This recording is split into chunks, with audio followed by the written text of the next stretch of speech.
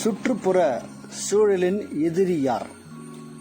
India ஒரு அழகான இளமையான நாடு. அடர்ந்த காடுகள், வளம் நிறைந்த வயல்வெளிகள், எங்கு திரும்பினாலும் வான் உயர்ந்த ஆலமரமும் அரச மரமும் புளிய மரமும் வேப்ப மரமும் தென்றலை தந்து நம்மை தாளாட்டுகிறது.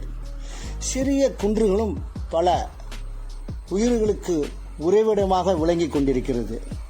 இந்திய காடுகளில் பல நாடுகளில் இல்லாத அரிய உயிரினங்கள் வாழ்ந்து கொண்டிருக்கின்றன. இந்தியாவின் நீர் ஆதாரம் வேறு எந்த நாடுகளிலும் காண முடியாது.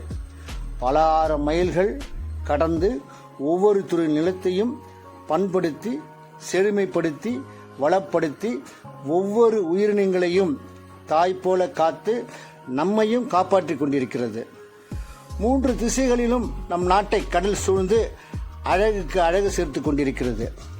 கரைகளில் நண்டுகளும் அலைகளில் கொஞ்சி விளையாடும் டால்பின் கூட்டமும் நம் நெஞ்சத்தை வசீகரிக்கும். உலகிலேயே மிகவும் ரம்மியமான 2வது நீண்ட கடற்கரை நம் தமிழகத்தில் உள்ளது. மாலையில் கடற்கரையில் இருந்து வரும் தென்றலை பணத்தை கோடிகளில் கொட்டி கொடுத்தாலும் நம்மால் அதை உருவாக்க முடியாது. இன்று எல்லாமே தலைகீழாக மாறிக்கொண்டிருக்கிறது. தாய்நாட்டை பற்றி யாரும் கவலைப்படுவதில்லை. கண்ணிமை போல் காத்து வளர்த்த பெற்றோரை கடுகளவு மதிப்பதில்லை. என்னை விட்டால் யாரும் இல்லை, எனக்கு எல்லாம் தெரியும் என்று வாழ்ந்து கொண்டிருக்கிறோம்.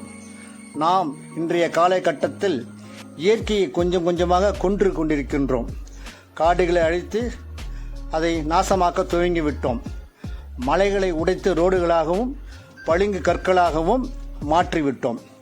ஆற்று மணலை அள்ளி நீர்நிலைகளை பாலைவனமாக உருவாக்கிவிட்டோம். இயற்கை அன்னையின் கொடையான நீரை விலைக்கு விற்று கொண்டிருக்கின்றோம். குளிர்ந்த காற்றை சூடான காற்றாக மாற்றிக் கொண்டிருக்கின்றோம்.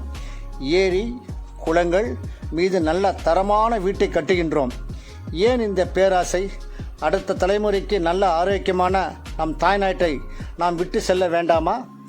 அண்ணா பல்கலைக்கழகத்தின் புதிய சுற்றுப்புற சூழலின் ஆராய்ச்சியின் வெளியீடு பற்றி படித்து நான் பதறிப்போனேன்.